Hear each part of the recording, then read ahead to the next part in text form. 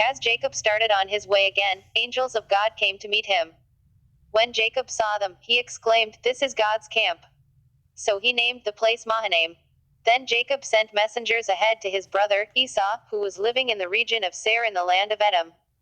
He told them, "Give this message to my master Esau, humble greetings from your servant Jacob. Until now I have been living with Uncle Laban. And now I own cattle, donkeys, flocks of sheep and goats, and many servants, both men and women. I have sent these messengers to inform my lord of my coming, hoping that you will be friendly to me." After delivering the message, the messengers returned to Jacob and reported, "We met your brother, Esau, and he is already on his way to meet you, with an army of 400 men. Jacob was terrified at the news. He divided his household, along with the flocks and herds and camels, into 2 groups. He thought, if Esau meets one group and attacks it, perhaps the other group can escape. Then Jacob prayed, "O God of my grandfather Abraham, and God of my father, Isaac, O Lord, you told me, return to your own land and to your relatives. And you promised me, I will treat you kindly. I am not worthy of all the unfailing love and faithfulness you have shown to me, your servant. When I left home and crossed the Jordan River, I owned nothing except a walking stick. Now my household fills 2 large camps. O Lord, please rescue me from the hand of my brother, Esau. I am afraid that he is coming to attack me, along with my wives and children. But you promised me, I will surely treat you kindly, and I will multiply your descendants until they become as numerous as the sands along the seashore, too many to count." Jacob stayed where he was for the night. Then he selected these gifts from his possessions to present to his brother, Esau. 200 female goats, 20 male goats, 200 ewes, 20 rams. 30 female camels with their young, 40 cows, 10 bulls, 20 female donkeys, and 10 male donkeys. He divided these animals into herds and assigned each to different servants. Then he told his servants, "Go ahead of me with the animals, but keep some distance between the herds."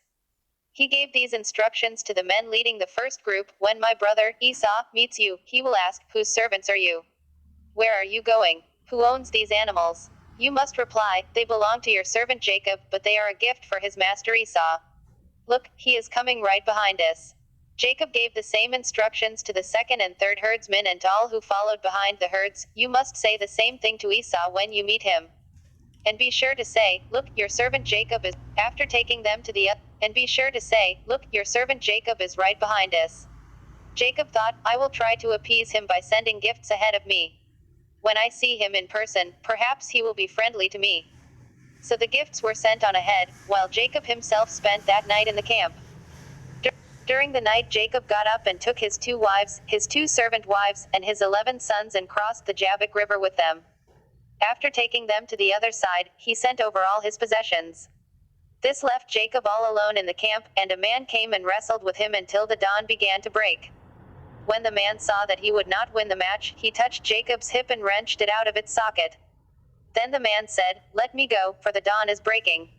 But Jacob said, "I will not let you go unless you bless me." "What is your name?" the man asked. He replied, "Jacob." Your name will no longer be Jacob," the man told him. "From now on you will be called Israel, because you have fought with God and with men and have won." "Please tell me your name," Jacob said. "Why do you want to know my name?" The man replied. Then he blessed Jacob there. Jacob named the place Peniel, which means face of God, for he said, "I have seen God face to face, yet my life has been spared." The sun was rising as Jacob left Peniel, and he was limping because of the injury to his hip.